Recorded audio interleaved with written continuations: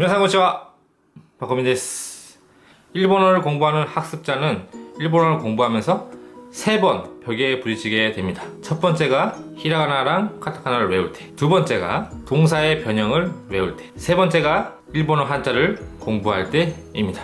일본어를 공부하는 사람이라면 누구나 이 3번의 벽에 부딪히게 됩니다. 가장 처음에 일본어 공부를 처음 시작할 때 히라가나를 외우게 되죠. 그 히라가나를 외우는 거, 이거는 뭐 자신의 노력으로 할 수밖에 없어요. 집중해서 하면은 솔직히 한 2시간 3시간만 있어도 하는 사람이 있고, 많이 걸린다고 해도 한 이틀, 만약 일주일 내내 자기는 히라가나를 외우고 있다 라는 것은 공부를 열심히 안 하고 있다는 이야기입니다. 집중을 안 하고 있다는 뜻이에요. 히라가나도 못 외우겠어, 히라가나 외우는데 또 잊어먹어, 히라가나만 한 달 외우고 있어, 뭐 이런다면은 솔직히 노답이에요.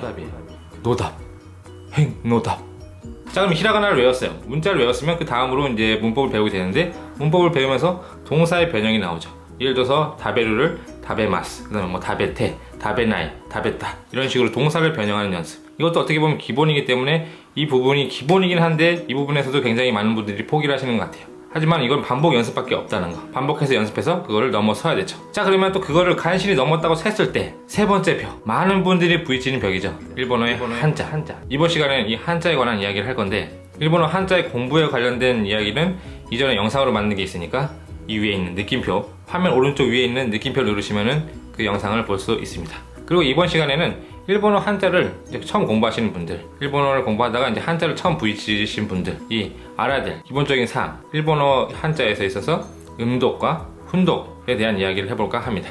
일본어를 공부하셔서 초급을 넘어서 중급으로 가신 분들은 이 음독과 훈독 대충 어떤 거라는 걸 알고 계실 텐데, 일본어를 지금 처음 시작하시거나 좀 공부를 시작해서 이제 한자가 처음 나오기 시작할 때, 이런 분들은 이 음독과 훈독에 대해서 잘 이해를 못하고 그것에 대해서 질문을 하시는 분들이 굉장히 많아요. 예를 들어서 일본어 한자에는 음독과 훈독이라는 것이 있다는데, 그게 뭔가요? 음독은 우리나라와 비슷한 발음, 훈독은 일본어 발음이라고 하는데 맞나요? 언제 훈독으로 있고 언제 음독으로 있나요? 어떤 규칙이 있나요? 라는 식으로 질문을 주십니다. 일본어 한자를 공부하는 데 있어서 이 음독과 훈독의 개념을 이해하시고 넘어가는 것이 중요하다고 생각합니다. 여러분들이 일본어를 처음 공부했을 때 히라가나를 공부했듯이 일본어 한자를 공부할 때는 이 음독과 훈독의 개념을 좀 머릿속에 정리를 하시고 시작하는 게 좋을 거라고 생각을 해요. 먼저 음독이 무엇이고 훈독이 무엇이냐에 대해서 간단히 얘기를 하자면은, 이 음독이라는 것은 일본어를 소리로 읽은 것, 그 다음에 훈독이라는 것은 일본어를 뜻으로 읽는 것을 말합니다. 물론 이렇게 얘기해도 뭔 소리예요? 그런 건 어디 가서 다 써있는데? 이렇게 생각하시는 분 많을 거예요. 잘 이해가 안 가요. 뭔 말인지 잘 모르겠어요. 이러시는 분들이 많을 거라고 생각해서 조금 풀어서 설명을 하면, 예를 들어서 저희가 이런 한자를 읽으려고 해요. 이 한자가 무엇이냐고 하면은 먹을식이라는 한자이죠. 먹을식이라고 우리가 이 한자를 읽었을 때, 이 먹다, 먹을, 이것은 뜻을 말하는 거고, 식이라는 것은 이 한자의 음을 나타내죠. 예를 들어서 식사, 식당, 식욕이라고 할 때 이것은 한자의 소리로 읽은 겁니다. 이 한자를 식이라는 소리로 읽게 되는 거죠. 일본어로는 이 식이라는 것을 쇼크라고 읽게 되는데, 이 식이라는 다음에 오는 한자는 다르게 읽지만은 앞에 있는 먹을 식, 이거는 전부 쇼크라고 읽고 있죠. 이것이 한자를 소리로 읽는 음독이라는 것입니다. 다음으로는 이 한자를 뜻으로 읽어보도록 하겠습니다. 우리들이 이 한자를 한국어에서 읽을 때 먹을 식이라고 읽죠. 이런 빌어먹을. 그러니까 먹을, 그러니까 먹다라는 뜻, 이것이 바로 이 한자의 뜻이 되는 겁니다. 일본어로 하면 예를 들어서 이렇게 쓰고 그 다음에 다베루라고 읽게 되는데, 이것은 먹다라는 뜻을 가진 동사가 되는 겁니다.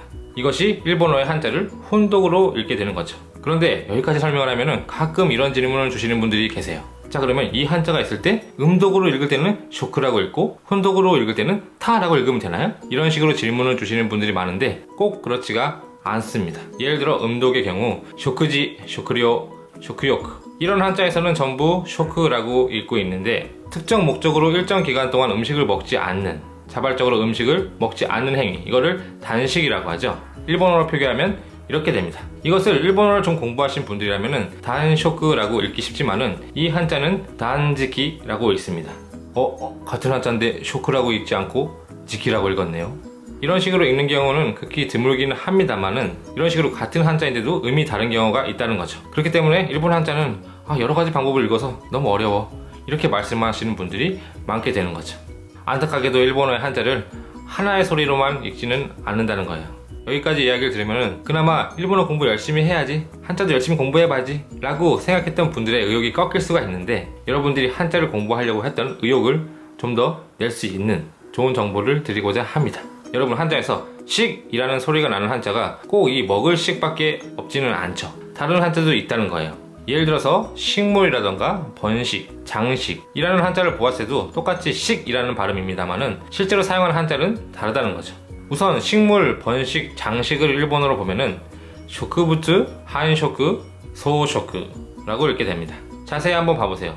다른 한자인데 다 식이라고 읽고 일본어로는 쇼크라고 읽고 있습니다. 이런 식으로 음독을 할 경우에 한국어에서 같은 발음으로 읽는 한자의 경우 일본어에서도 같은 발음으로 읽는 경우가 있다는 거예요. 그렇기 때문에 한자를 사용하는 한국인이라던가 중국인들은 일본어를 공부할 때 그나마 조금 수월하다는 거죠. 서양인들에 비하면. 물론 식이라는 소리가 무조건 쇼크라고 읽는 건 아니라는 거예요. 하지만 여러분들이 한자를 공부하고 있다가 식이라는 음의 한자가 나왔을 때 그거를 쇼크가 아닌가? 라고 추측을 할 수 있다는 거죠. 다른 예로 경제, 경찰, 풍경, 존경과 같은 경으로 소리가 나는 한자를 모아봤을 때 케이자이, 케이사스, 후케, 송케 이런 식으로 읽는 것을 알 수가 있습니다. 경이라는 소리가 나는 한자가 모두 다른 한자인데도 불구하고 모두 K라고 읽고 있는 것을 볼 수 있죠. 물론 앞에서도 이야기했듯이 무조건 일본어의 경이라는 한자를 무조건 K라고 읽는 건 아니라는 거예요. 하지만 이렇게 읽는 경우가 굉장히 많이 있다는 거죠. 그렇기 때문에 일본어를 계속 공부하다 보면은 처음 보는 한자 단어인데도 불구하고 그 한자를 읽을 수 있는 경우가 생기게 되는 겁니다. 자, 그럼 다음으로 훈독으로 넘어가 보도록 하겠습니다. 여러분들, 훈독이 뭐라 그랬죠? 그렇습니다. 훈독이라는 것은 한자의 뜻을 읽는 것, 그것이 훈독이라는 것입니다. 솔직히 일본어 한자에서 어려운 것은 처음에는 이 음독이 어렵다고 생각하시는 분이 많은데 음독보다도 이 훈독이 더 어려울 수가 있어요. 예를 들어서 이런 한자가 있다고 쳐봅시다. 이 한자는 어떻게 읽나요? 아시는 분 손! 글쎄... 그쪽에 뭐라고 읽나요? 그렇죠, 이쿠라고 있습니다. 가다라는 뜻을 가지고 있는 이쿠. 자, 그럼 다음으로 이런 한자가 있다고 쳐봅시다. 이 한자는 어떻게 읽을까요? 이쿠라는 한자에서 이라고 읽었으니까 여기도 이라고 읽어서 이유라고 읽는 건가? 라고 생각하시는 분들이 있을 수 있지만은 이 한자는 오코나우라고 읽습니다. 이런 식으로 같은 한자인데 다르게 읽는 경우가 있다는 거예요. 예를 들어서 이런 한자가 있다고 했을 때 보시면 알겠지만은 같은 한자인데 다르게 읽는다는 것을 알 수 있습니다. 자, 그러면 이런 식으로 같은 한자인데도 다르게 읽을 경우, 자, 언제 어떤 식으로 읽어야 되느냐? 이것의 힌트는 이 한자 뒤에 붙어있는 오쿠리가나, 이 오쿠리가나가 무엇인가에 따라서 이 한자를 읽는, 어떻게 읽는지를 판단하게 되는 겁니다. 그렇기 때문에 일본어 한자를 외울 때 그 한자만 딱 놓고서는 이 한자는 이렇게 읽는다, 이렇게 생각하는 것이 아니라 이 뒤에 붙어있는 오쿠리가나도 포함해서 이 통틀어서 이 한자를 어떻게 읽는지 그걸 알아야 된다는 거예요. 한자와 오쿠리가나를 포함한 이 상태로 읽을 수가 있어야 된다는 거죠. 이런 식으로 이야기를 들으면 또 굉장히 어렵게 생각하고 굉장히 조급해 하시는 분들이 계시는데 너무 조급해 하지 마시고, 여러분들이 아마 공부를 하고 있는 교재 같은 게 있을 거예요. 이런 것은 그 레벨에 맞는, 초급이라면 초급에 맞는 한자, 중급이라면 중급에 맞는 한자, 이런 식으로 순서대로 나오기 때문에 그 순서에 따라서 공부해 주시면 되는 겁니다. 예를 들어서 아까 설명했던 이쿠라는 한자 같은 경우에는 초급에서 많이 나오는 한자예요. 그렇기 때문에 그때 외우시면 되고요. 그 다음에 좀 더 가시다 보면은 한 중급 정도 되면은 이 오코나우라는 한자가 아마 등장을 할 겁니다. 그럼 대부분의 한국인들이 거의 다 이유 이렇게 읽게 돼요. 하지만 이게 이유가 아니라 오코나우라는 뜻이구나, 이거를 그때 외우셔도 그렇게 늦지는 않다고 생각을 해요. 너무 서둘러 가실 필요가 없어요. 그때그때 자신의 레벨에 맞는 한자를 외워가면은 조금씩 외우다 보면 언젠가는 많은 한자를 읽을 수 있게 되는 거죠.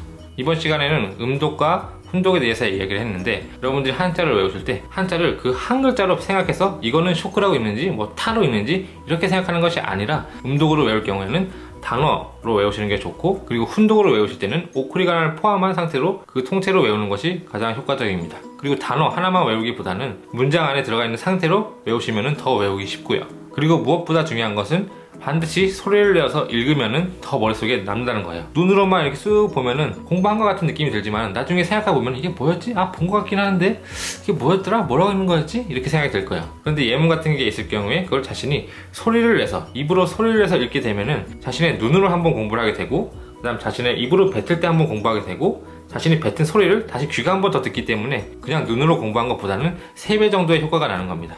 이거는 굉장히 중요해요. 다시 한번 반복해서 얘기하지만은 일본어를 공부할 때 일본어를 공부하는 것 뿐만 아니라 만약에 영어를 공부하든 프랑스어를 공부하든 아마 비슷하다고 생각을 하지만은 반드시 소리를 내서 읽으시라는 거야.